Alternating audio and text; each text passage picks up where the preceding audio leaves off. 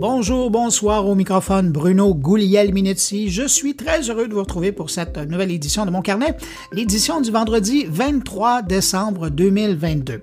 Alors cette semaine, on commence une série spéciale d'épisodes de nos rendez-vous que j'attendais depuis un moment. Oui, parce que l'épisode du 6 janvier, vous vous en doutez, je vais vous offrir toute une édition en provenance du Consumer Electronics Show de Las Vegas, comme je fais à tous les ans. La semaine prochaine, je vais vous proposer une édition pré-CES avec des gens qui connaissent bien l'événement et qui vont vous mettre dans le parfum de ce qui va se passer et ils vont vous en parler de long en large. Vous allez voir, c'est fascinant. Si vous connaissez des gens qui y vont y aller au CES, recommandez-leur d'écouter l'émission de la semaine prochaine, le podcast du 30 décembre. Ils vont vraiment aimer ça et ça va les mettre dans l'atmosphère avant de partir. Et puis, vous pouvez même leur proposer de télécharger l'épisode dans leur téléphone ou leur ordinateur et de l'écouter dans l'avion vers Las Vegas. Ils seront encore plus dans l'ambiance pour écouter le podcast. Et puis cette semaine, parce qu'on est là, c'est un cadeau que je vous offre. Au mois d'octobre dernier, j'ai animé un gros événement au Palais des Congrès de Montréal organisé par Novipro, une firme d'experts dans le domaine du développement de solutions d'affaires, des solutions qui sont basées sur les technologies de l'information. L'événement est appelé CyberX et se centre sur l'univers de la cybersécurité. Des grosses pointures étaient là, dont des experts dans la gestion de crise. Quand une entreprise se fait attaquer et verrouiller toutes ses informations et qu'on lui demande en bout de ligne une rançon pour y avoir accès. Cette journée-là, il y a eu une simulation et elle a été enregistrée. Et Novipro m'a accordé la permission de partager cette simulation avec les experts avec vous. Ce que je vais vous présenter dans un instant, c'est un regard concret, vrai, basé sur l'expérience de ces spécialistes pour venir en aide à un grand patron d'une entreprise qui est piégé par des pirates informatiques. Et vous allez l'entendre, ce n'est vraiment pas évident. Et tout de suite après cette reconstitution, question de souffler un peu, nous allons retrouver mes collègues Stéphane Ricoul et Jean-François Poulain pour leur rétrospective respective de 2022. Alors voilà pour le contenu de cette édition. Maintenant, je prends un instant pour saluer 5 auditeurs de Mon Carnet. Salutations toutes particulières cette semaine à Jean-François Renaud, Julius Trujillo, Andrea Bensaïd, André Saunier et Patrice Hilaire. À vous 5, merci pour votre écoute et puis merci à vous que je n'ai pas nommé, mais qui m'accueillez en ce moment entre vos deux oreilles. Je sais que vous aurez pu faire plein de choses, on est dans la période de Noël, mais vous avez décidé de venir passer un peu de temps avec moi, alors je suis bien heureux de pouvoir vous accompagner. Sur ce, à tous, je vous souhaite une excellente écoute.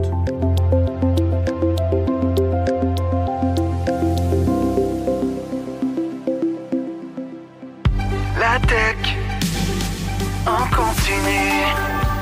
Laissez-moi en profiter pour vous inviter à venir écouter Radio Mon Carnet. Il y a deux façons de le faire, soit en visitant moncarnet.com, le blog, ou vous allez directement sur radiomoncarnet.com et vous aurez accès au lecteur MP3 de la radio. C'est parfait pour écouter sur un téléphone intelligent sur la route.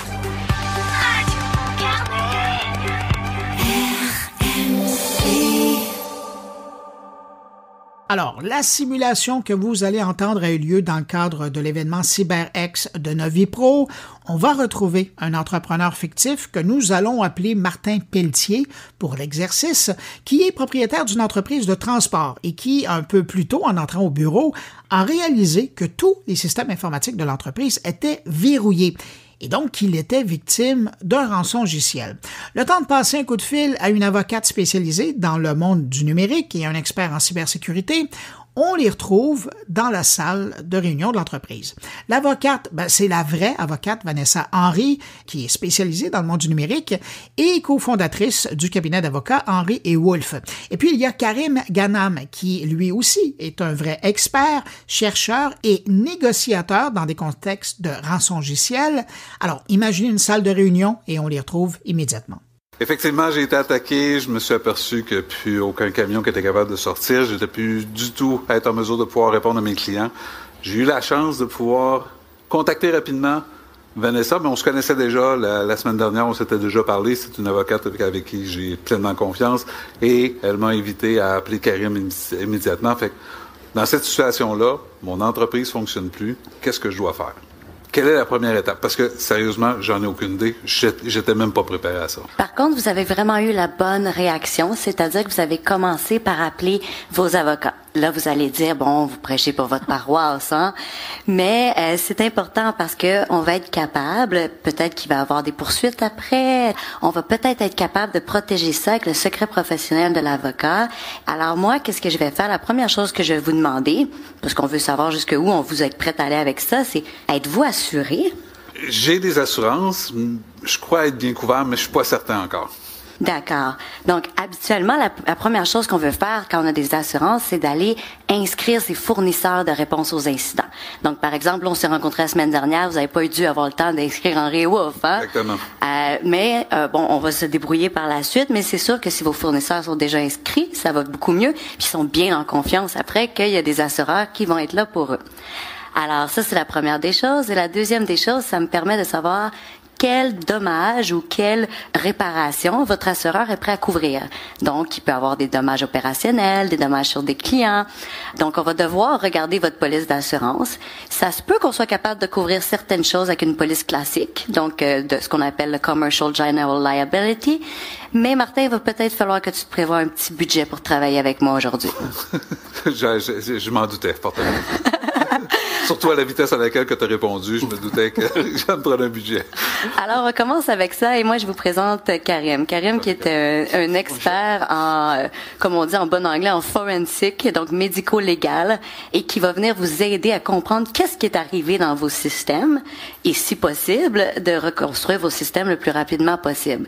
Mais avant de les reconstruire, puis là, je sais que vous avez hâte de les reconstruire, vous avez hâte de faire de l'argent, hein? Effectivement. À chaque heure, je perds beaucoup d'argent à chaque heure que je suis pas capable d'opérer, effectivement. Ah oui, la moyenne, c'est 8 000 $ par heure dans le domaine de la construction, des transports. Effectivement, dans le transport, c'est relativement dans ces eaux-là. Surtout en début de semaine, c'est encore plus demandant parce qu'on doit livrer pour la fin de la semaine. Alors, ça va être important qu'on le remette debout, mais avant de faire ça, va falloir qu'on ramasse la preuve. Puis, il va falloir que ça soit de la preuve que je puisse utiliser par la suite. Alors, je vais laisser Karim vous expliquer qu'est-ce qu'il va faire avant que vous puissiez tout remonter les systèmes. Par où qu'on commence? Ok, parfait. En fait, moi, je suis un cyberpompier. Hein. Quand j'arrive, c'est comme il y a le feu chez vous, c'est une situation de crise. Okay. Je vais régler le problème le plus rapidement possible. Donc, j'arrive. La première question que je vais vous poser, ça va être, est-ce que actuellement vous avez une idée de l'ampleur des dégâts dans votre infrastructure? Présentement. Combien de machines sont infectées en ce moment? Tout est arrêté. Ok. Système téléphonique, tout ce qui est les systèmes de pouvoir de livraison, traquer les livraisons. Je suis incapable de prendre une marchandise, l'amener dans un camion, même de suivre mes camions. Tout est arrêté. Ok, parfait. Dans cette circonstance, ce qu'on va faire, c'est qu'on va couper tout le réseau immédiatement pour isoler l'incident. Okay. Je ne veux pas qu'il y ait de la propagation quelconque dans le reste de l'infrastructure. Donc, on coupe l'Internet, puis une fois qu'on a cette coupure-là, on va partir du principe que même si les pirates à l'extérieur essaient de rentrer dans votre réseau, ou même s'il était déjà dans votre réseau, ben, il n'allait pas être capable de pouvoir propager son attaque. D'accord. Par contre, la prochaine étape, puisque l'objectif c'est de revenir en production rapidement, est-ce que vous avez des backups actuellement qu'on peut essayer de voir est-ce que les backups sont utilisables ou pas? Je peux vous garantir que j'ai des backups. Je ne sais pas si je suis capable de les restaurer. Est-ce que je peux accéder rapidement aux backups pour essayer de les tester? Oui, effectivement. Oui. Ok, parfait. Donc ça, c'est la première étape pour nous. On commence à regarder le backup, mais en parallèle, parce que j'ai besoin d'informations pour Vanessa, on va avoir une équipe avec moi qui va commencer à aller... On va trouver une machine qui a été infectée dans votre réseau. Donc, on va aller sur cette machine pour trouver une copie du ransomware en question. Puis lorsqu'on a accès à la copie du ransomware, on va aussi collecter des évidences sur la machine, notamment des logs sur la machine en question pour commencer à faire des analyses pour déterminer comment le pirate a pu rentrer dans le réseau, pour créer le mode opératoire, pour savoir aussi est-ce que le pirate a sorti des données, par exemple, de votre infrastructure. Parce que cette information-là va être importante pour vous, Vanessa, dans la mesure où, par exemple, il y a des renseignements personnels ou des informations très critiques pour vous qui ont été sorties par le pirate. D'accord. Est-ce que vous le savez, M. Pelletier, quel type d'informations vous avez qui auraient pu être visées? Dans les informations personnelles, je n'aime pas tant que ça, c'est surtout des informations au niveau des clients, mais c'est surtout de savoir, parce que je suis un centre de distribution, donc ça vient chez nous, à partir de ce moment-là, cette marchandise-là est transportée vers d'autres clients. Fait que de façon personnelle, pas tellement, c'est simplement de savoir c'est qui mes clients, où sont-ils, qu'est-ce que je dois aller livrer, mais c'est surtout de savoir où l'information et où c'est que la marchandise est dans l'entrepôt. Si j'ai pas ça, je peux pas rien faire. Donc, vous savez que la marchandise est dans l'entrepôt, vous savez que les données sont des systèmes TI, mais est-ce que vous savez quel type de système TI vous avez? Avez-vous un inventaire, une cartographie pour m'aider, pour savoir où je dois mettre mes efforts? Là, c'est là que tu vas me taper sur les doigts parce que c'est souvent quelque chose que j'ai repoussé tout le temps parce que la productivité gagne avant tout, puis Non, malheureusement, j'ai pas tout. Il y a des systèmes qui sont installés. Je sais qu'ils fonctionnent. Comment ils ont été faits, j'ai pas cette information-là. Alors, Karim cherche des renseignements personnels potentiellement des employés, renseignements probablement confidentiels sur les clients. Et j'imagine que vous avez des contrats avec vos clients? Sûr. Alors, j'imagine que dans ces contrats-là, vous devez avoir des ententes de non-divulgation. Oui. Effectivement, vous avez raison. C'est pire que je pensais. Alors là, on ne sait pas si ces renseignements-là font partie des renseignements Exactement. qui sont visés. Exact. Donc, qu'est-ce qui va arriver, c'est que potentiellement, ça dépend si Karim est capable d'aller trouver toute l'information. Donc, moi, je vais transmettre à Karim cette information-là. Il va essayer du mieux qu'il peut de confirmer quelle information est visée sans avoir de map. Mais sachez que si il y a un risque que ce soit les informations clients, même si on peut pas le prouver, on va devoir signaler l'incident selon les clauses contractuelles, que ce soit des renseignements personnels ou pas. Alors, pendant que Karim va aller faire son travail de pompier, moi, je vais faire mon travail de fonctionnaire et je vais lire tous vos contrats pour essayer de comprendre quelles sont vos obligations. Obligations envers mes clients, obligations Oui. avec les clients fournisseurs et employés, j'imagine. Mais là, les avez-vous, vos contrats, ou ils sont dans les systèmes non accessibles? Un peu des deux, je vous dirais. On a commencé à faire la numérisation, donc à partir de ce moment-là, il y en a beaucoup qui sont déjà dans les systèmes qui sont maintenant pas accessibles. Mais il me reste quand même, comme je suis un peu old school, j'ai encore des tiroirs avec des copies papier. Vous avez un comptable? Oui. Le comptable, c'est qui l'a payé? Oui. Et qui a reçu l'argent? Oui. On va devoir y aller à la mitaine, mais on va y arriver. Mais il est ici, il s'appelle Fred. Et pendant ce temps, moi, je range mes freins parce que j'ai besoin de Martin. Puis je vois que la juriste, je vois l'avocate qui lui prend beaucoup de temps, alors que moi, je vais régler le problème d'un point de vue opérationnel. Donc, j'aurais besoin, par exemple, que vous soyez disponible pour me permettre d'accéder, par exemple, à des machines, soit à travers l'administrateur de système ou le directeur TI. Totalement. Pour que à travers Ah, je mon puisse... directeur TI, mes sysadmins, il faut y aller avec eux. Absolument. Donc, pour répondre à la question de Vanessa, ce que je veux faire pour savoir est-ce qu'il y a des données qui ont été exfiltrées, on va aller sur les machines. Nous allons faire des analyses pour déterminer est-ce qu'il y a des signes qui montrent que, par exemple, le pirate a été en mesure de sortir des données. Est-ce que ça aurait pu venir de l'intérieur? Oui, ça fait partie des différents scénarios. Donc, en général, quand un cas comme ça se produit, quand on accède aux machines, le pirate, il va toujours laisser une copie, il va laisser un fichier dans chaque répertoire qui contient la note pour prendre contact avec lui, puis les conditions de la négociation de la rançon. Donc, si le pirate, dans ce message, dit qu'il a sorti des données, bien évidemment, il va falloir que nous, on ait la confirmation, parce qu'il pourrait avoir des impacts. Donc, pour trouver les indices, ce qu'on va faire, c'est qu'on va choisir une machine ou plusieurs machines dans le réseau. On va les analyser pour voir est-ce que le pirate a laissé des indices qui montrent qu'il a pu sortir des données. En général, ça va être des fichiers.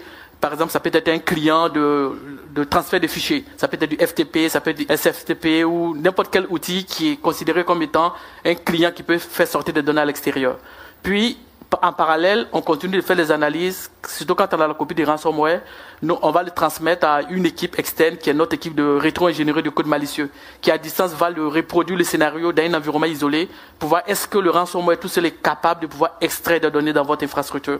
Et si on constate que, par exemple, lors de cette analyse, on voit que le ransomware est capable de se propager tout seul dans votre infrastructure de réseau, mais très rapidement, on va vous demander, par exemple, si certaines machines de pouvoir changer le mot de passe rapidement sur les machines, puis on continue de faire les analyses. J'imagine que si plus que mon parc informatique est gros, plus que ça peut te prendre du temps avant d'être capable de me ramener. Absolument. Parce que l'un des éléments clés ici, ça va être aussi de pouvoir être capable.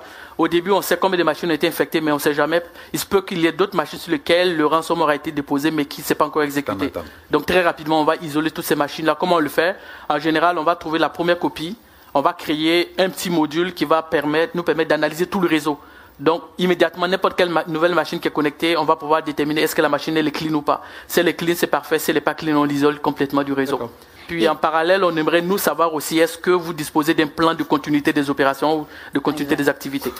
Il est à côté, dans mon tiroir, à gauche des contrats qui me restent sur papier. Oui, une feuille 8,5 par an, j'ai ça. Okay. J'imagine que vous ne l'avez jamais testé non plus. Effectivement, j'ai jamais testé. Mais c'est une bonne nouvelle que vous l'ayez en papier parce que bien souvent, ça se trouve dans les systèmes qui sont inaccessibles. Donc déjà, au moins, on a une copie. Et vous savez comment ça va marcher? On va faire un contrat à 3. Donc moi, je vais mandater Karim. Comme ça, on va protéger les résultats de l'enquête de Karim et vous allez avoir le contrat de service avec Karim. Ça veut dire que j'ai le droit de le déranger moi aussi. Fait que là, je vais avoir plein de questions pour lui. Si jamais il y a une possibilité que ce soit un employé, alors on parle potentiellement d'un acte criminel et donc potentiellement d'une enquête, potentiellement d'une poursuite et d'une police d'assurance totalement différente qui est la police d'assurance pour les actes criminels des employés et la fraude. Police que vous avez potentiellement pas également. Alors moi, je vais demander à Karim, est-ce qu'il y a des chances, selon ces enquêtes, que ça vienne de l'intérieur? Si Karim me dit oui, alors, j'ai une possibilité intéressante. J'ai la possibilité de faire ce qu'on appelle un Anton Pillar.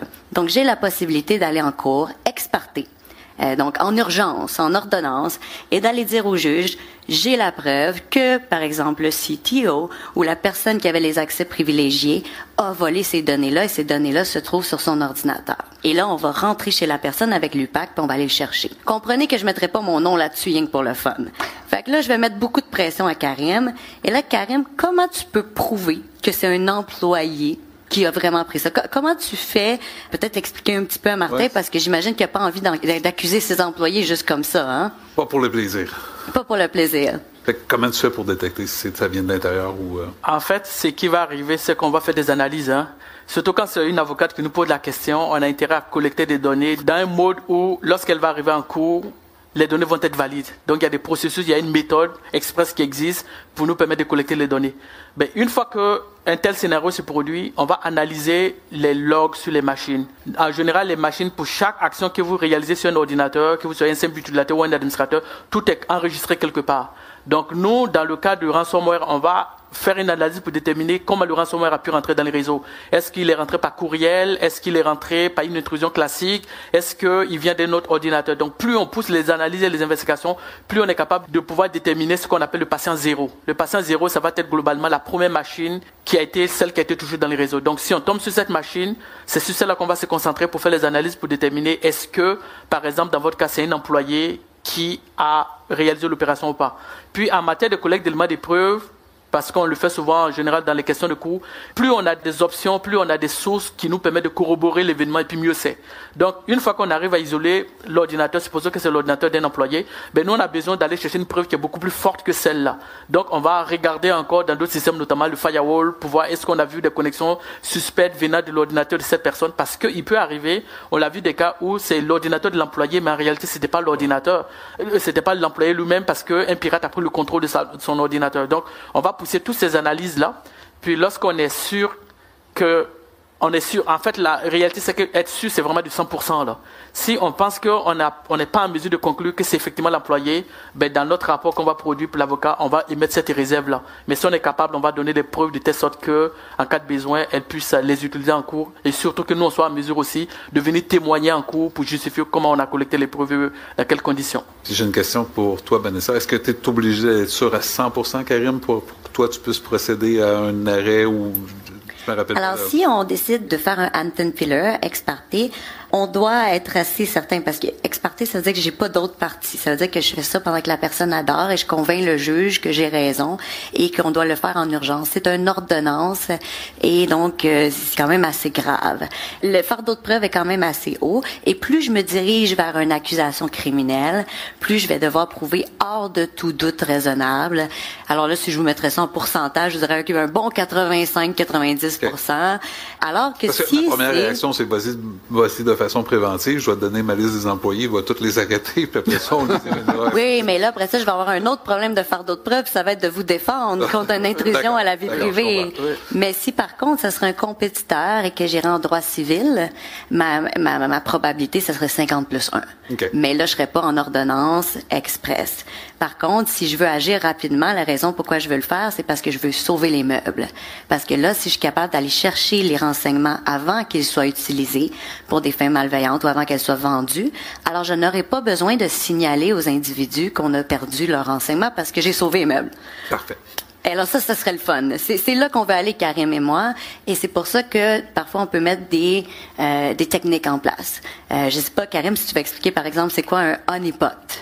Là, j'ai pas le bon mot français. Je parle pas ukrainien encore. Karim va vous expliquer ça. Ben, en fait, juste pour rebondir sur ce que Vanessa vient de dire, en fait, quand on sort les preuves, ben, l'avocat va nous demander, est-ce que vous êtes sûr que c'est effectivement la bonne personne? Est-ce que vous avez les preuves? Est-ce que vous êtes vraiment sûr? Donc, ça nous pousse aussi dans nos retranchements. Ça fait en sorte que lorsqu'on va chercher la preuve, on s'assure qu'effectivement la réponse est la bonne. Mais en fait, pour revenir à la question de Honeypot, grosso modo, dans les réseaux informatiques, vous avez la possibilité de leurrer des pirates. Donc, vous allez par exemple installer des systèmes qui sont dans les réseaux, qui, quand le pirate il rentre dans les réseaux, il tombe sur des machines qui sont très très faiblement sécurisées. Puis pour lui, ça peut être intéressant, par exemple, de se focaliser sur ces machines plutôt que d'essayer, par exemple, d'attaquer des machines qui sont beaucoup plus sécurisées. Mais en réalité, ça reste un concept qui est très marketing. Hein. Ouais. En théorie, pour un pirate qui est rookie, qui est nouveau, il va le voir, il va se concentrer là-dessus. Mais pour un pirate aguerri, qui rentre dans les réseaux, qui voit ces genres de machines, rapidement, il se rend compte qu'on essaie de le piéger, il passera à autre chose. Là. D'accord. Alors, l'idée aussi, c'est que si vous voulez mettre des stratégies en place, potentiellement, vous avez un attaqueur dans vos systèmes, alors on ne pourra pas communiquer par courriel, hein? Puis probablement que vous n'y avez pas accès non plus. Alors, il va falloir qu'on ait une stratégie. Nous, peut-être que là, vous m'avez appelé, vous avez mon numéro de téléphone, ça va bien, mais est-ce que vous avez le numéro de téléphone de tous les employés? Oui, dans les systèmes qui sont bloqués. Bon, OK.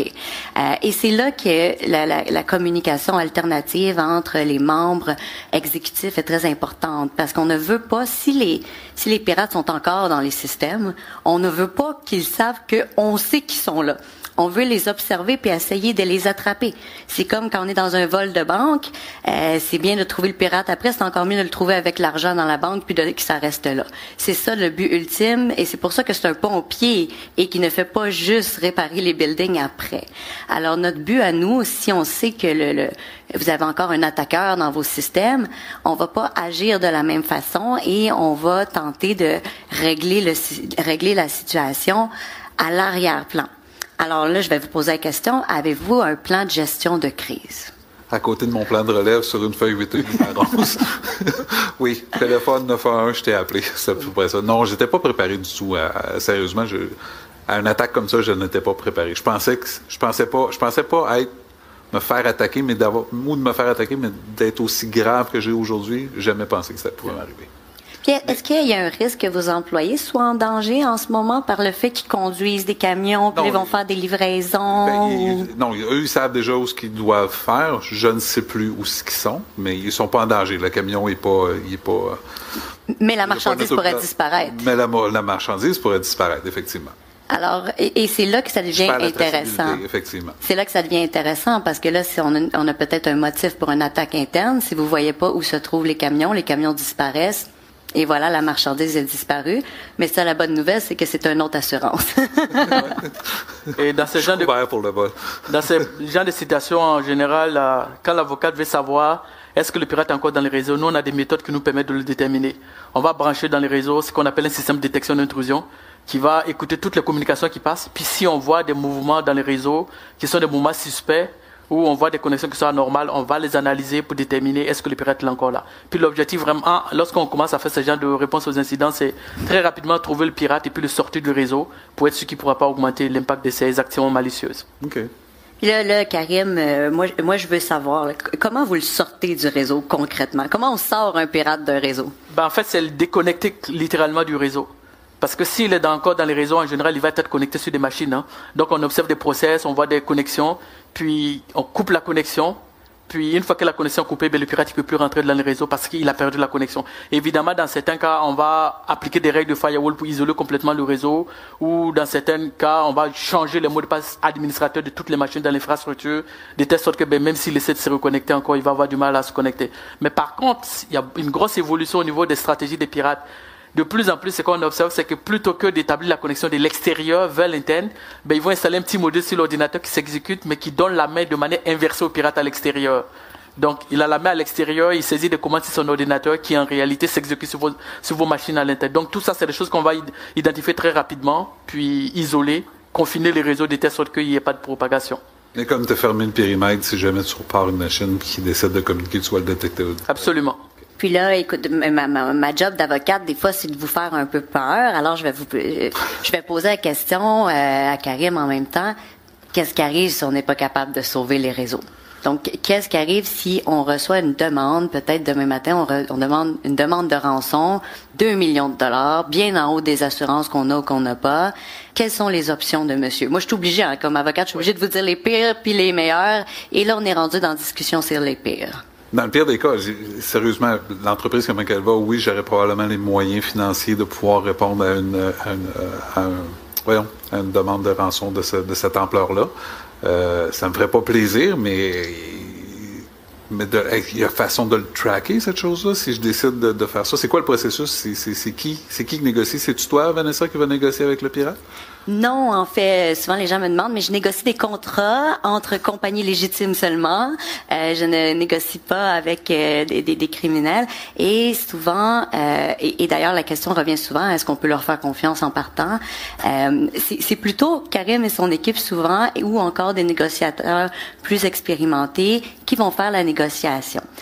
Sachez toutefois que du point de vue juridique, on peut pas payer des groupes criminels juste comme ça, puis après ça réclamer aux assurances et tout va bien. Ça ne fonctionne pas comme ça. Il y a des sanctions. Il y a des pays dans lesquels on ne peut pas faire de paiement. Il y a des organisations criminelles qui sont sur des listes. Alors c'est très sensible. Idéalement, là, on veut pas faire de paiement. Pourquoi? Parce que le lendemain, tout le monde va savoir que vous êtes vulnérable. Alors, ils vont revenir. Ils sont intelligents. Ce sont des hommes et des femmes d'affaires. Mais par contre, vous avez un backup. Peut-être pas efficace, mais ils ont un backup, hein, Karim? On a une place, oui, effectivement. Alors, il y a une possibilité que tu vas pouvoir faire quelque chose. Oui, en fait, dans cette situation, ce que nous on va faire déjà, c'est commencer à voir est-ce que les backups peuvent être restaurés. Donc, si on part en négociation, si on envisage la possibilité de négocier, ça suppose que derrière, les backups ne sont pas utilisables. Donc, soit totalement ou partiellement. Donc, dans ce genre de cas, nous, avant d'aller en négociation avec les pirates, on va essayer d'autres alternatives. L'une des alternatives qu'on va essayer, c'est de voir est-ce que, à travers des partenaires ou à travers d'autres organismes, on est capable de trouver la clé ou un décrypteur de rançon. Parce que la bonne nouvelle, c'est qu'il y a des groupes de pirates qui ont sévi au cours des dernières années. Donc, il y a des clés, finalement, qui ont été trouvées parce que les groupes ont été démantelés soit par le FBI ou d'autres autorités policières. Puis, ces clés peuvent être disponibles. Dans certains cas, les clés, on l'a essayé, quelquefois ça fonctionne. Donc, on va trouver ces clés-là, parce qu'évidemment, dans le fichier de demande de rançon, il y a toujours le nom du groupe. Hein. Donc, on sait c'est quoi l'extension des fichiers, on sait c'est qui le groupe derrière.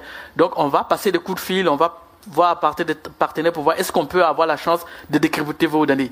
Si on essaie que ça ne fonctionne pas, ben, on n'a pas le choix. Dans ce cas, on va encore, avant de rentrer en négociation avec le pirate, on va faire des validations à travers d'autres partenaires qu'on a pour voir est-ce que le groupe de pirates est reconnu comme étant crédible. C'est paradoxal hein, pour un groupe de pirates qui est fiable. Il faut qu'on détermine est-ce que le groupe de pirates il est fiable ou pas. Donc s'il est fiable, je viens voir Martin puis je lui dis ben la bonne nouvelle c'est que ton groupe de pirates est fiable. Est-ce que je peux parler avec eux? Mais est-ce qu'il y a un bottin de pirates qui dit qui est plus fiable que d'autres? Comment qu'on fait pour déterminer? En général, je suis un peu surpris de la façon dont tu m'en parles. Oui, mais en général, il y a des organismes qui en tiennent. Les compagnies d'assurance l'ont. OK. Je ne sais pas si les compagnies d'avocats l'ont. Peut-être qu'ils n'en parlent pas, mais ils doivent sûrement les avoir, mais peut-être que non. Puis, avec l'historique aussi de nos interventions, dans les cas de ransomware, on arrive à tenir des listes de certains groupes qui sont cool. C'est paradoxal, hein. Des groupes de pirates qui sont plus polis, plus cool, qui sont plus négociants que d'autres. Il y en a qui ont des morales, il y en a qui n'attaquent pas les hôpitaux, il y en a qui... Donc, il y a tous les types de ransomware. Heureusement, ils se font arrêter, mais malheureusement, des fois, on reçoit un ransomware pour un groupe qui est plus en opération, fait qu'on peut même pas le payer, même si on veut. Absolument. Alors, c'est pas garanti que vous allez pouvoir payer. Mais par contre, on pourrait négocier pour acheter du temps. Mettons que votre backup est pas super bon, mais on peut faire de quoi? Peut-être que Karim pourrait acheter un peu de temps en négociant. Alors là, on va leur demander des preuves qu'il existe, des preuves qu'on peut décrypter. Karim, tu peux-tu décrire un peu le type de preuves que tu vas aller chercher? En fait, au début, la négociation, d'un point de vue du pirate, hein, c'est une transaction business, rien d'autre. Il est question de morale, d'éthique et tout. Dans la plupart du temps, ils s'en foutent là. C'est pas leur problème. Donc, je prends contact et puis, je suis pas là pour des questions de politesse. Je leur demande, OK, vous êtes rentré dans tel réseau, ben, je vous contacte et puis, qu'est-ce que vous voulez? Annoncez vos couleurs. Donc, très rapidement, ils vont dire c'est quoi le montant de la rançon qu'ils demandent. Puis moi, je te reviens et puis je te dis, écoute, ben, le pirate, on a fait des validations, c'est un groupe qui est reconnu peut-être comme étant crédible, mais dans certains cas, ça peut être un nouveau groupe, un groupe qui est inconnu. Donc, on n'a aucun indice, mais je te donne la responsabilité derrière d'évaluer la situation et puis te dire, OK, on peut négocier, mais il faut que tu comprennes que peut-être que ça ne va pas aboutir ou ça peut aboutir et qu'on paye la rançon que les pirates disparaissent. Est-ce que tu es prêt à embarquer dans le processus, en connaissant des causes en fonction de ta réalité? Très bonne question. J'aurais tendance à te dire oui, mais pendant que je te parle, j'ai peut-être d'autres plans B. Je vais partir un business de fleuriste à côté de mais j'imagine que tu n'es pas tout seul dans ton conseil d'administration. Non, mais alors il va falloir que j'avertisse les... puis il va falloir prendre une décision. Oui. Et pendant c'est le coût-bénéfice. Et pendant que tu prends ta décision, ce que je vais te demander, c'est d'essayer de déterminer en fonction du montant. Supposons que le pirate nous $200,000 US. Donc, ce que je vais te demander, c'est regarde jusqu'à quel montant, toi, tu es prêt à accepter la transaction. Donc, je te laisse réfléchir. Ouais. Puis moi, j'essaie de gagner du temps avec le pirate. Ouais. Je négocie. En fait, la stratégie de la négociation ici, c'est que le pirate n'ait pas l'impression que ça va être trop facile. Il faut qu'il ait l'impression que ça va être très, très difficile, puis que peut-être il n'aura pas du tout gain de cause. Donc, je souffle sur le chaud et le froid. Je lui dis, écoute, t'en demandes un peu trop. Il faut que tu reviennes sur terre parce que c'est irréaliste tes demandes. Puis si tu ne veux pas négocier, j'arrête la négociation. Puis je lui donne le temps. J'attends 1 heure ou 2. Puis il me revient et puis il me dit, OK, par exemple, combien vous êtes prêt à faire quelle proposition? Donc là, ça me permet aussi de déterminer à quel groupe j'ai affaire, quelle est la force de frappe de ce groupe. Si c'est un groupe qui est très structuré, très très fort, peut-être qu'ils ne voudront pas bouger, mais ceux qui reviennent souvent, c'est des personnes isolées, hein, quelques personnes qui pensent qu'ils ont fait leur année avec vous. Là. Donc, ils sont prêts à négocier. Donc là, je jauge et puis je me dis, OK, ces gars, ils sont prêts à négocier. Je vais peut-être, plutôt que de passer à 200 000, je peux arriver littéralement avec $25,000 pour commencer. Ou même $10,000, dépendant de la situation. Puis j'attends de voir comment ils réagissent. Si tu continues, ils vont nous envoyer de l'argent. Oui, c'est la stratégie. On commence à 2 millions de changer. Oui. Quand je t'aime. Okay. Comme ça marche. Et puis donc, je les laisse parler et puis j'essaie de les entretenir aussi. Hein. Puis je disparais de temps en temps, je reviens. Puis je me mets dans une situation qui est neutre surtout. Puis il faut qu'ils aient l'impression que je suis là pour les aider. Mais en réalité, je suis là pour vous, mais il faut qu'ils comprennent que je suis là pour les aider, à m'aider aussi à régler le problème.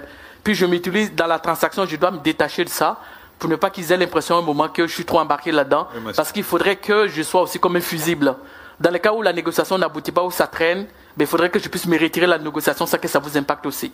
D'accord. Puis pendant ce temps, je vous demande de toujours voir jusqu'à comment vous êtes prêt à aller pour le paiement de la rançon. Je suis obligée de vous informer en tant que client qu'ils ne sont pas tous patients. Fait que s'ils trouvent qu'on tourne en rond un petit peu, ce qu'ils vont faire, c'est qu'ils vont publier une partie des données. Puis une partie des données, si vous avez la TV, vous en avez vu il n'y a pas très longtemps, hein? Et à un moment donné, le groupe criminel se tente. Là, tu me niaises, hein?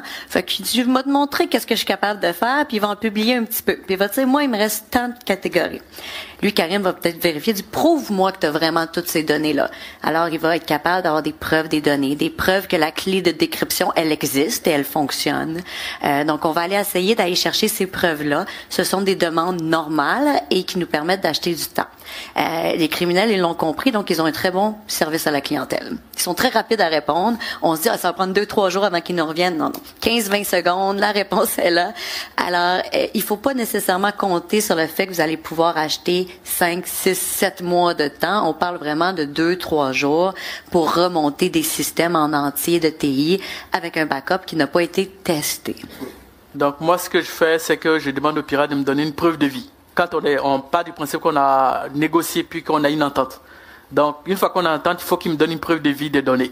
Donc, je choisis dans l'ensemble des fichiers qui ont été infectés sur les ordinateurs de manière aléatoire. J'en choisis 3 fichiers. En général, c'est la moyenne, 3 fichiers. Puis, je leur communique et puis je dis, voici 3 fichiers pris dans le réseau. Montrez-moi que vous êtes capable de les déchiffrer. S'ils sont capables de les déchiffrer, c'est qu'ils ont les fichiers. S'ils l'ont pas, dans certains cas, ils vont tourner en rond. Donc, j'ai 2 scénarios, en fait. Il faut le séparer. En fait, on a 2 scénarios. Le premier scénario, c'est la clé de déchiffrement des données que j'ai à l'intérieur de mon réseau. Est-ce que vous êtes capable de les déchiffrer? Puis, est-ce que vous avez des données chez vous? Dans le cas où le pirate nous dit qu'il a sorti les données, il faut qu'il me montre qu'il a pu sortir des données dans l'infrastructure. Donc, les 2 preuves mises ensemble, dans certains cas, on le voit, le pirate, il bluffe, hein, ils font du bluff aussi. Parce que la réalité, c'est que pour eux, sortir des données, souvent, c'est coûteux. Il faut les stocker quelque part dans un serveur, il faut entretenir le serveur. C'est aussi de prendre le risque d'apparaître sur les radars des autorités, notamment du FBI. Ça laisse des traces. Oui, ça laisse des traces. Okay. Donc, souvent, ils disent qu'ils le font, mais ils ne le font pas. Mais lorsqu'on leur pose la question, puis qu'ils sont capables de donner une copie des données, on est forcé d'accepter qu'ils ont sorti les données. Puis, dans tel cas, il va falloir prendre encore une autre décision. Est-ce que vous voulez rapidement éviter qu'il y ait plus de données qui sont publier, parce que plus le temps passe et puis plus ils ont intérêt à vous mettre de la pression en publiant 5% des données, puis 10% et tout. Donc, ça vous met de la pression et puis il faut agir très rapidement. J'aimerais ça retourner à l'inverse. Là, j'ai été attaqué. On revient à la normale. On est reparti. Je n'ai pas eu besoin de payer une rançon logicielle. 2 questions. Est-ce qu'il y a beaucoup d'entreprises qui, comme moi, sont dans cette situation-là, pas bien établies, pas bien structurées? Comment je fais pour me préparer pour la prochaine fois? Est-ce que je peux prévenir au lieu de j'ai pas investi. Là, tu me parlais d'inventaire de matériel et de logiciels. Qu'est-ce qu'on doit faire? Qu'est-ce qu'un entrepreneur doit faire pour protéger son entreprise avant même qu'il se fasse attaquer? Oui, ça, c'est toujours la clé assez avant.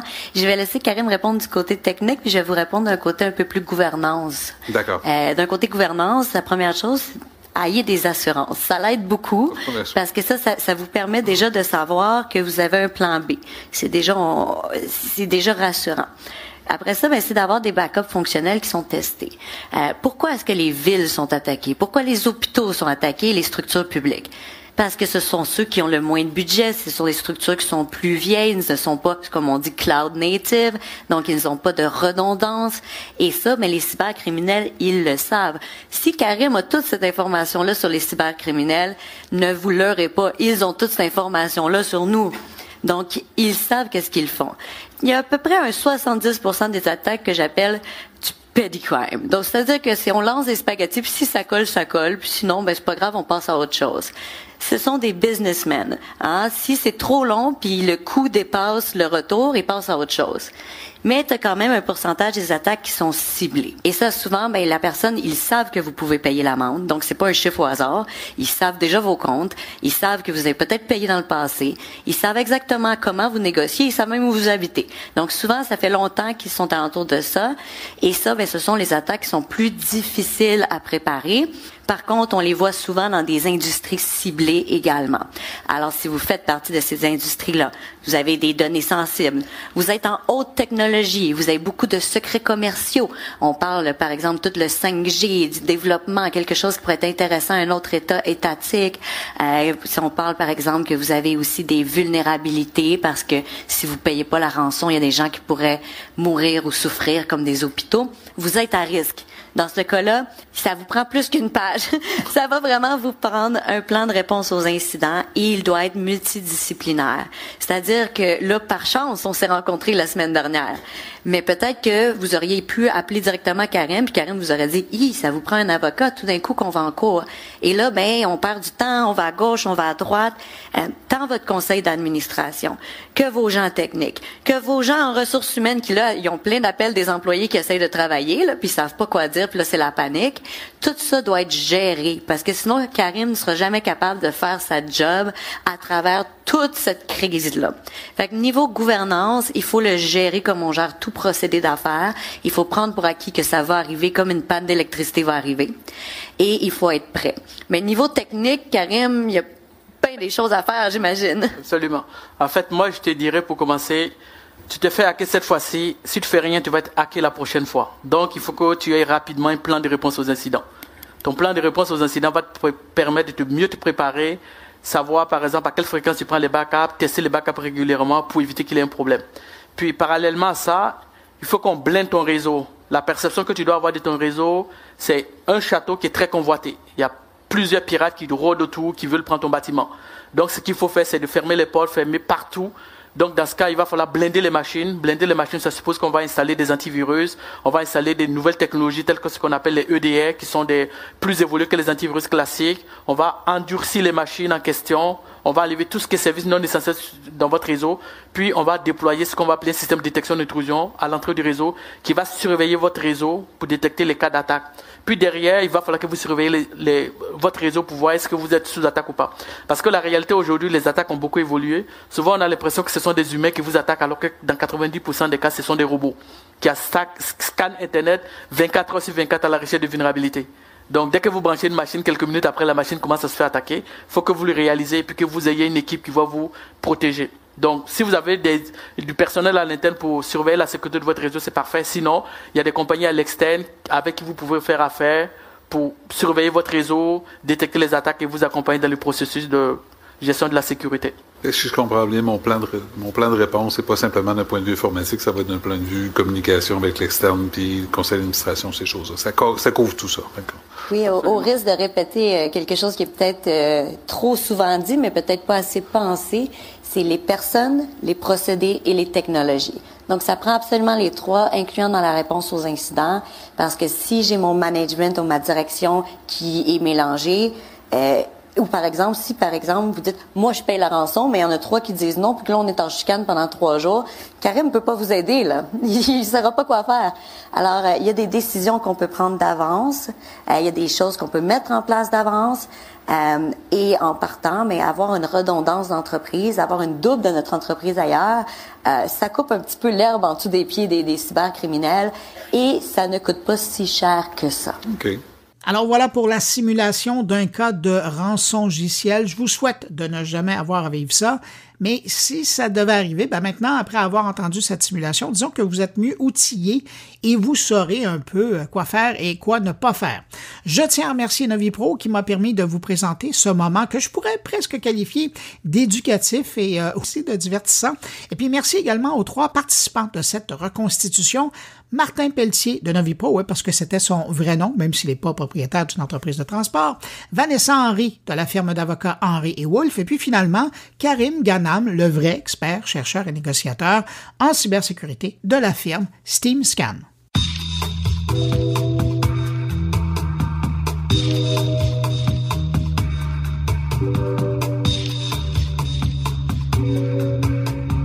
Place maintenant à mes collègues et on commence avec Stéphane Ricoul qui nous propose sa rétrospective 2022.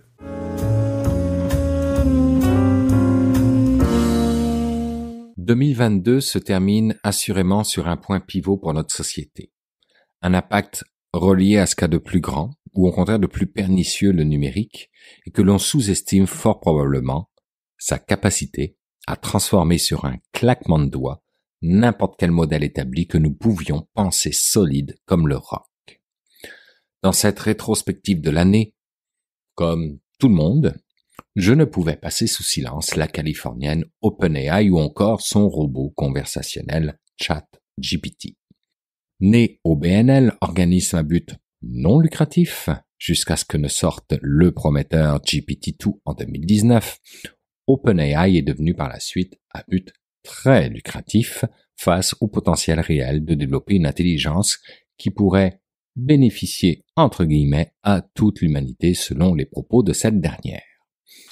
Et derrière cette intelligence, à qui l'on prête volontiers un quotient intellectuel de 82 au minimum, se trouve Elon Musk. Et là, tous les signaux devraient tourner au rouge éclatant, devraient même exploser et éclabousser politique, médias et population. Le propriétaire du réseau social par excellence pour soulever des foules qui pensent de manière désespérément homogène, j'ai nommé Twitter, se dote d'une arme redoutable pour créer des textes à l'apparence, voire même au fond, intelligents, dont la plume tenue par une main chaude par son sang qui y coule, ou par un microprocesseur gavé de puissance qui ne fait qu'exécuter froidement, est difficilement différenciable. Ce même réseau social, qui passe de 280 caractères maximum à 4000 caractères. Pourquoi, d'après vous? C'est tellement plus facile de convaincre avec 4000 caractères que 280. En tout cas, ça donne une apparence plus sérieuse et crédible. Si j'ai lu un peu partout que nos systèmes d'éducation dans le monde allaient rapidement tomber en désuétude face à l'utilisation indétectable de cette intelligence artificielle, je peux vous assurer que ce qui s'en vient n'est rien comparé à cela. OpenAI va rendre inutile le moteur de recherche Google, ai-je lu également. Eh bien, je suis prêt à gager que c'est exactement la volonté de Elon Musk. Donc oui, ça pourrait très bien arriver. Google pourrait très bien commencer à vivre des années un peu plus difficiles, et semble d'ailleurs l'admettre en partie en qualifiant son refus de mettre de l'intelligence artificielle dans son moteur de recherche d'occasion manquée, selon des propos recueillis par CNBC. Le voyez-vous, tout est en train de converger vers Elon Musk. Notre société, qui s'est bâtie sur des siècles, va potentiellement sous peu s'informer trop souvent sur Twitter via OpenAI, va communiquer trop souvent sur Twitter via ChatGPT et de surcroît à travers le monde entier grâce à Starlink. Et pourquoi pas un jour dans l'espace tant qu'à y être avec SpaceX. Et un jour pourrait même penser via Neuralink et ses implants cérébraux d'interface directe neuronale. Une rétrospective que je commence avec le côté dystopique du numérique, j'en conviens, mais je m'en serais voulu de ne pas essayer de vous exposer tous ces liens qui présentement se font dans ma tête. Sinon, mettons de côté Elon Musk et regardons ce qui s'est passé en 2022 sous la thématique de l'économie numérique.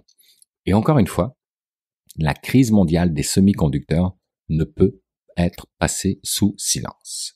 Mais pour 2022, on observe un changement de posture, puisque la situation géopolitique taïwanaise semble faire un peu de surplace. Et ce changement de posture porte à nom la souveraineté numérique, ou encore l'autonomie numérique, pour reprendre les mots d'Emmanuel Macron, président de la République française, et qui me semble tout à fait adéquat. Par exemple, les États-Unis se mettent en mode action-réaction pour garder ou retrouver un certain contrôle sur cette industrie, notamment via le Chips and Science Act, qui octroie 280 milliards de dollars à l'industrie américaine de la tech pour contrer l'empire du milieu. L'Europe, quant à elle, lance aussi son Chips Act, doté de 40 milliards d'euros sur 10 ans et qui vise à doubler le poids de l'Europe dans la production de puces électroniques d'ici 2030.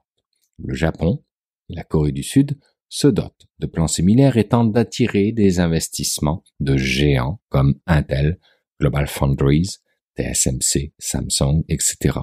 Et c'est toujours le même objectif, celui de résorber la pénurie de semi-conducteurs qui pénalise toute l'industrie et toute l'économie et réduire la dépendance aux fournisseurs asiatiques.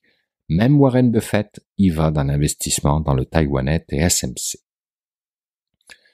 Pour terminer dans cette rétrospective 2022, j'irai avec le Big Fail de l'année quant à moi et j'ai nommé le projet d'identité numérique de la CAQ. On nous l'avait promis pour 2022, lors du premier mandat 2018-2022. On nous a refait le coup pour le second mandat 2022-2026. Monsieur Éric Kerr, ministre du numérique. Rien contre vous, bien au contraire, j'imagine à quel point ce projet doit être complexe à gérer et pas seulement au niveau technologique. Mais s'il vous plaît, aucun Québécois n'a de poignée dans le dos. Alors dans vos communications, laissez faire le côté démagogique et visez plutôt à être raccord avec le fait que vous êtes à la tête d'un ministère qui porte le nom de numérique. Et n'agissez pas comme s'il s'appelait finance ou patrimoine, mais innovez plutôt. Pensez à, créer une start-up publique, pensez à excuber une ou des start-up incroyables comme on en trouve tant au Québec, travailler sur l'idée d'un commun numérique pour ce projet d'identité.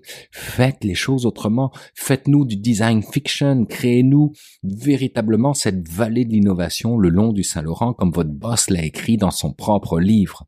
Et si ce projet d'identité numérique en venait à ne pas voir le jour d'ici la fin de votre mandat en 2026, au moins vous aurez créé quelque chose de structurant pour le Québec face aux nations numériques qui naissent un peu partout dans le monde. Maintenant, prenez-moi si vous voulez pour un gérant d'estrade ou pour un woke à la limite, mais dans le sens positif du terme s'il vous plaît. Je suis toujours prêt à l'accepter, mais pas pour une valise au grand jamais. Et si jamais vous ne l'aviez pas lu, je vous invite à prendre connaissance de la lettre ouverte Société numérique, ouvrons le débat que Martine Rioux, Yves Williams et moi-même avons écrit un peu avant que vous ne soyez reportés au pouvoir. Voilà.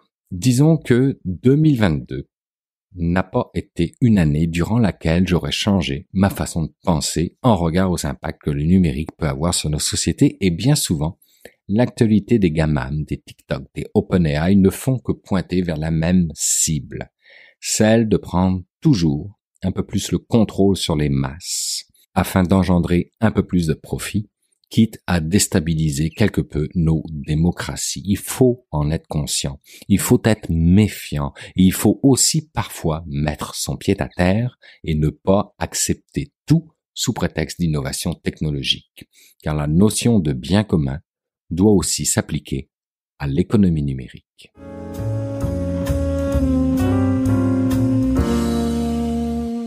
C'est maintenant le temps, comme à l'habitude, d'aller rejoindre mon ami Jean-François Poulain. Bonjour Jean-François. Bonjour Bruno. Jean-François, cette semaine, pas d'invité à nous présenter, c'est plutôt toi qui es mon invité, parce que je veux prendre un moment, c'est la fin de l'année, pour revenir sur l'année 2022 avec toi, dans ton domaine de prédilection, qui est le UX, si j'englobe tout ce dont tu nous as parlé pendant l'année.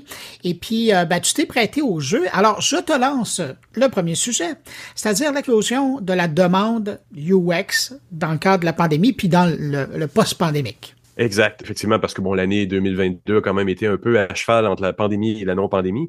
Et oui, pendant la pandémie, évidemment, beaucoup de gens se sont lancés sur le UX ou toutes les choses qu'on a pu voir, la compensation, tous les commerces fermaient, évidemment, ils compensaient sur le commerce électronique, tous ceux qui en faisaient. On a eu une entrevue sur ce sujet-là avec Maud Lavoie, tu te rappelles, de Shopify, qui nous disait que les gens s'étaient lancés sur elle pour pouvoir avoir des boutiques, pour pouvoir vendre du crabe, pour pouvoir vendre plein de choses. Évidemment, dans le UX, ça a été un phénomène similaire parce que des gens se sont lancés à faire des projets numériques parce que c'est des choses qui fonctionnaient toujours pendant la pandémie. Donc, on n'a pas chômé dans les technologies, évidemment. Mais ils avaient besoin aussi de mieux planifier. Je pense qu'il y a eu une réalisation grande de ce que le UX fait. Puis pourtant, tu le sais, ça fait plus de 10 ans que je fais des événements et de la sensibilisation et 6 ans avec toi pour que les gens comprennent un peu à quoi ça sert. C'est ça sert à bien planifier les projets. Malgré ça, 2022, j'ai quand même croisé de gros projets qui n'avaient pas fait de UX du tout. T'en vois toi aussi des choses qu'on devine très bien où il n'y a pas eu de réflexion en amont et ça donne souvent ce que ça donne, c'est des projets un peu catastrophiques, un peu bancals et souvent hors de budget, hors de temps et tous les gens sont un peu catastrophés, se demandent quoi faire et c'est ceux-là qu'on peut aussi un peu utiliser pour dire revenez vers la lumière, revenez fois le UX va pouvoir vous aider parce que c'est bien ça que ça fait, là, les grandes promesses du UX et j'y crois parce que ça fait quand même plusieurs années que je fais ça, on sauve du temps dans les projets et donc de l'argent quand on prend le temps de bien penser au projet. On l'a vu là, en 2022 dans certaines entrevues, le design thinking, les ateliers pour aider à se comprendre, le prototypage, les tests, tout ça. C'est possible de faire ça dans un délai très court en début de projet et donc de pas avoir à l'essayer en programmant avec des équipes de 10, 12, 20 programmeurs et ça coûte cher. Donc, si on peut se permettre de le faire dans le premier mois de façon intelligente, de valider nos hypothèses, de valider ce qu'on voulait faire, on gagne énormément. Et c'est là où je pense qu'en 2022, il y a eu des gains quand même. Il y a eu beaucoup de grosses organisations qui ont commencé à y croire. Mais il y a aussi des petites frustrations à travers ça. Oui, mais parallèlement, c'est intéressant parce qu'il y a eu une explosion de la demande, mais de l'autre côté, au niveau de la formation dans le domaine au Québec, on peut pas dire que, et là, j'aime pas ça dire ça, mais on n'est pas à la hauteur de la demande dans le domaine du UX. Je pense à ce qui se fait notamment en France, où il y a des grandes écoles maintenant du UX. Ici, il commence à avoir des initiatives, mais on n'est pas les plus compétitifs là, au niveau de la formation. Il y a effectivement pas de comparaison entre ce qui se fait en Europe quand on parle de l'école de design de Nantes où j'étais à l'automne ou Rubica qui est à Valenciennes dans le nord de la France. Et il y en a d'autres en France aussi. C'est du 5 ans, c'est un niveau maîtrise avec un travail de maîtrise. On a eu l'entrevue la semaine dernière de Lydia Lamary, qui était de l'école de Nantes. C'est des projets absolument géniaux, mais ils travaillent principalement sur l'angle UX, même s'ils le font en numérique, en motion ou bien en design, en architecture d'intérieur, comme Lydia. C'est fort. Au Québec, on a évidemment l'Université Laval qui a une maîtrise, mais c'est pas nécessairement principalement orienté sur le UX comme le sont ces autres programmes-là européens. On a le HEC, il y a un DESS, mais on pourrait pas nécessairement le qualifier de design. On peut dire qu'il est UX, mesurabilité, qui est très bien aussi, mais c'est pas la même chose non plus. Donc, d'être capable de prétendre qu'au Québec, on a de la bonne formation, non, pas nécessairement. Ça permet une vague d'immigration de jeunes qui sont bien formés et qui prennent les postes ici. Par contre, ça fait aussi qu'il y a beaucoup de gens qui se disent UX, mais qui n'ont pas nécessairement la méthodologie, qui sont dans des postes UX dans des grandes organisations. Et je pense que ça finit par coûter cher aussi parce qu'il y a des grandes organisations qui se disent on en a besoin, on a compris ce que Jeff disait dans le podcast de Bruno, mais ça n'a pas l'air d'être tout à fait ce qu'on nous a promis. Des gens qui sont capables autant de faire des ateliers, des tests utilisateurs, des prototypes, oui, parce que c'est plus proche de ce qu'un designer peut faire, mais des tests utilisateurs, de la recherche aussi en utilisabilité, c'est pas nécessairement faisable facilement si on ne l'a pas appris, là. Comment tu peux expliquer ça, la différence de niveau au niveau de la formation entre ce qui se fait au Québec et ce qui se fait en Europe? Il y a quelqu'un de l'école de Nantes qu'on a rencontré il y a 10 ans maintenant, qui a essayé de faire des partenariats avec Montréal, avec les grandes universités, avec les écoles privées même, Il n'y a rien qui a débouché. Il a essayé fort. Puis je l'ai rencontré encore à Nantes, on en a reparlé, et ils vont probablement ouvrir un chapitre à Montréal parce que c'était faire face à des syndicats, c'était faire face à une certaine forme d'immobilisme. C'est malheureux parce que ça aurait dû commencer il y a 10 ans. Il y a 10 ans, on avait ce besoin-là déjà. Et maintenant, moi, j'en mets beaucoup, vous le voyez à travers mon LinkedIn, j'en mets beaucoup en ondes des jobs. Malheureusement, les candidats qualifiés, ils font pas légion. Et ça, c'est parce qu'on n'a pas décollé assez rapidement au niveau de la formation, là. Écoute, je t'amène sur un autre sujet parce que je veux qu'on termine ce retour sur 2023, puis on aurait pu en parler pendant 2 heures. Là. Oui. L'intégration dans les organisations du UX. C'est un peu comme je disais, c'est un peu ça aussi pour ceux qui sont bien formés, par exemple, qui se retrouvent dans une grande organisation, se voient souvent cantonnés en aval du projet. Ils sont à la fin du projet. On considère encore beaucoup les UX, de par le titre Design UX, comme des exécutants de fin de projet. On a programmé un gros système et là, on est rendu à le faire beau. C'est pas ça la force du UX. La force du UX, c'est d'être intégré en début de projet. C'est d'être au moment, comme je le disais il y a quelques minutes, d'être en début de réflexion parce que le design, c'est aussi un point de réflexion. C'est une façon différente de penser pour venir challenger les gens qui sont en pur techno, les architectes de solutions et autres. On leur rappelle qu'ils doivent penser en termes d'utilisateurs. Et les ateliers qu'on est capable de faire en collaboration avec eux, c'est quelque chose qui les amène justement dans cette réflexion-là. Donc, de cantonner les UX, et c'est ça beaucoup l'état des lieux. J'ai fait plusieurs entrevues cette année dans le cadre d'un mandat où on m'avait demandé un peu d'aller examiner tout ce qui se passait dans les grandes organisations. Je suis allé voir des grandes organisations comme Shopify qui sont quand même basées à Montréal en partie pour le design UX et plus encore. Desjardins, il y a plein de grandes organisations qui sont capables d'utiliser UX à bon escient. Cette frustration-là est très présente dans les grandes organisations, mais il y en a qui l'appliquent aussi très, très bien, là, comme justement Shopify le font bien, comme me le disait Cynthia Savard-Saucier, qui est la VP UX, puis ça aussi, c'est un grand avancement pour le Canada, mais même pour le domaine du UX en général, parce qu'il n'y en a pas des tonnes de VP UX. Elle me disait que sans le UX, sans cette approche design-là, Shopify serait probablement pas là où il est. C'est quand même une composante hyper technologique, c'est super intéressant, mais la facilité d'utilisation est primordiale. Elle me le dit, Shopify n'est pas une entreprise de design, c'est une entreprise qui sait écouter ce que font les designers UX, et ça, c'est vraiment super important, là. Oui, mais c'est intéressant, ça, de le présenter comme ça, parce que justement, ça devrait être la réalité partout. C'est-à-dire que les entreprises, évidemment, vont pas devenir des entreprises de UX puis de design, mais ils vont écouter. Et c'est une crainte de grandes organisations qui font que de la programmation, par exemple, de dire, si on met l'UX en avant, on va-tu devenir une agence ou une agence de design?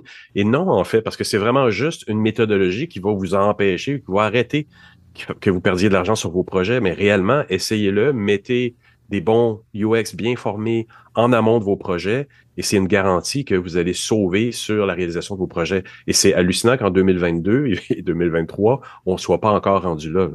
Jean-François, tournons-nous vers 2023.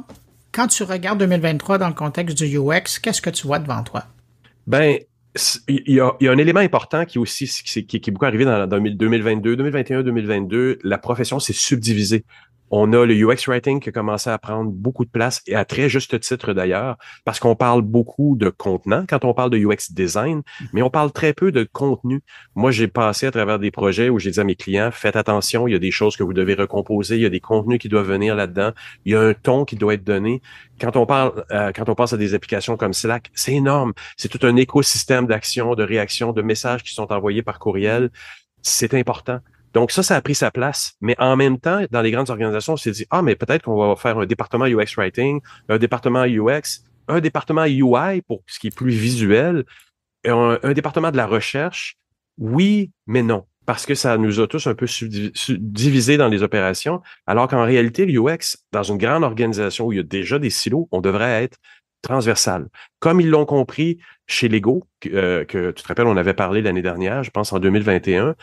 Chez Adobe, ils le font aussi. Ils ont des UX par logiciel, mais ils ont aussi un département UX transversal qui s'assure que tous les logiciels se ressemblent, que le bouton un tel veut dire la même chose d'un logiciel à l'autre. Ça a l'air anodin, mais nous, on s'en rend compte quand on est au bout de l'utilisation. Tu rouvres Photoshop d'un côté, Illustrator de l'autre, en 2 minutes. C'est sûr que quand tu fais un logiciel, c'est une question d'années. Fait que s'il y a personne pour protéger cette idéologie-là, que tout doit se ressembler un petit peu, que ce soit une banque, une compagnie d'assurance, que ce soit une compagnie de logiciels, c'est primordial, mais c'est quasiment constamment oublié. Donc, il faut être capable, dans 2023, là, de se dire, le UX qui nous rassemble, c'est la métho. C'est la métho dont je parle depuis tout à l'heure. C'est les ateliers, c'est les tests, c'est les prototypes. Ça se fait en UX writing, ça se fait en recherche. Il faut qu'on se rassemble tous pour dire, regardez, on parle tous le même langage. Tous ces gens-là également, parce que je l'ai vu dans un atelier que j'ai fait justement sur la création d'un département UX, j'ai demandé, est-ce qu'un UX writer pourrait être le chef du département, le prochain VP? Quelqu'un m'a dit, mais non. Puis moi, j'ai dit, ben pourquoi? Parce qu'en fait, oui, la personne a la même méthode. La résultante finale, c'est qu'elle écrit ou elle fait du contenu. Toi, ta résultante finale, c'est que tu fais du design. L'autre doit faire de la recherche. Mais globalement, on est tous là pour être la transversalité d'une grande organisation puis de l'aider à créer une expérience utilisateur qui est intéressante et vraiment très simple. Est-ce que tu vois en 2023, justement en utilisant toutes ces méthodologies-là, est-ce que tu vois 2023 être une année où on va se focusser sur l'inclusion et l'accessibilité? Parce que ça demeure toujours un problème, là. Ça demeure un problème. C'est quelque chose qu'on doit de tenir compte. Justement, ça touche beaucoup au UX design ou UX writing aussi, là, qui vient d'arriver, le content design, comme le terme commence à évoluer. Parce que, oui, on doit tenir compte de tous les nouveaux genres, de toute cette sensibilité-là que notre société commence à acquérir. On doit, à travers ça, ça inclut aussi l'accessibilité. On l'a vu à travers quelques entrevues que j'ai faites dans les 6 dernières années, dont avec Denis Boudreau, tu te rappelleras, ben, il y a des gens qui le défendent. Mais l'accessibilité, c'est aussi un point hyper important qu'il faut prendre en amont des projets et pas en aval. Ça se situe au même endroit que le UX est. On doit commencer à penser inclusion, accessibilité au début, ce qui fait que quand on va être rendu en fin de projet, ça sera plus des patchs. Ça va vraiment être un succès parce qu'on va y avoir pensé au début. On va avoir inclus tout le monde. On va avoir mis des paramètres d'accessibilité. On va s'être assuré que les couleurs sont accessibles, visibles pour tout le monde. Et c'est un argument purement économique et je reviens encore à un argument que Denis Boudreau nous avait dit, c'est un marché de plusieurs milliards de dollars de personnes qui peuvent dépenser des sous dans vos sites. Si vous en tenez compte dès le début, il y a plein de gens que vous allez inclure et qui vont se sentir intéressés par vos produits. Donc, il faut en tenir compte. Jean-François, en terminant, c'est rare que je te pose des questions là-dessus, mais je vais en profiter puisque c'est la dernière fois qu'on se parle cette année. Toi, comme consultant là, chez P2, est-ce que tu vas faire tout ça? Oui, on fait tout ça. Moi, comme tu le sais, j'ai fondé ma compagnie avec mon associé Myriam Pikowski. Se joint à nous dernièrement Stéphane Paredes, qui était CEO de l'agence Napoléon à Paris. Donc, on est maintenant 3 associés, une quinzaine d'employés qui faisons que ça, que du UX. En fait, on se veut vraiment une agence purement du UX, c'est-à-dire qu'on va pas faire de la programmation, on va pas faire du design, de la DA pure non plus. Il y a suffisamment à faire dans le marché, comme on le dit depuis tout à l'heure, juste avec le UX, juste à aider les organisations avec des gros projets. Donc, je fais très peu ce que les agences font, c'est-à-dire des campagnes de publicité. Je fais ou des sites plus promotionnels. Mais moi, je fais du logiciel, de la complexité, des choses qui vont durer, des mandats qui vont durer plusieurs mois, voire une année.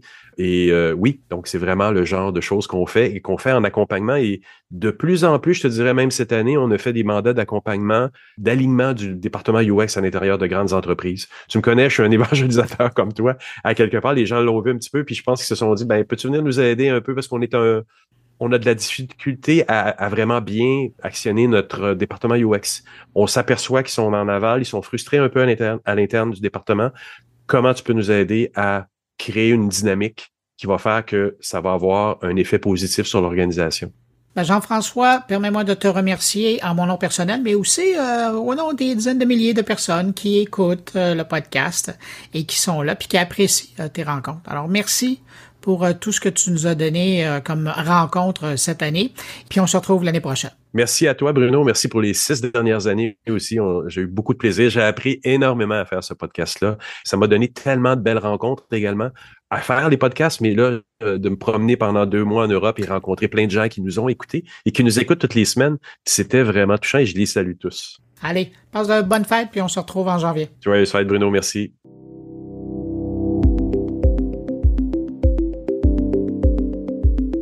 Eh Ben voilà, c'est ainsi que se termine cette édition spéciale de Mon Carnet. Merci à nos invités, merci à Stéphane Ricoul, merci à Jean-François Poulain, mes plus fidèles collaborateurs. Merci, messieurs, d'avoir été là depuis toutes ces années, semaine après semaine. C'est très apprécié et je le sais que les gens à la maison, vous qui m'écoutez, appréciez énormément. Alors, merci, messieurs. Quant à vous qui m'écoutez encore entre vos deux oreilles, ben merci d'avoir été là jusqu'à la fin. J'en profite pour vous souhaiter joyeux Noël si vous célébrez le 24 ou le 25 décembre. On se retrouve la semaine prochaine pour l'édition spéciale pré-CES de Mon Carnet. Alertez vos amis qui se dirigent bientôt à Las Vegas, ça devrait les intéresser. Je vous dis au revoir et surtout, portez-vous bien.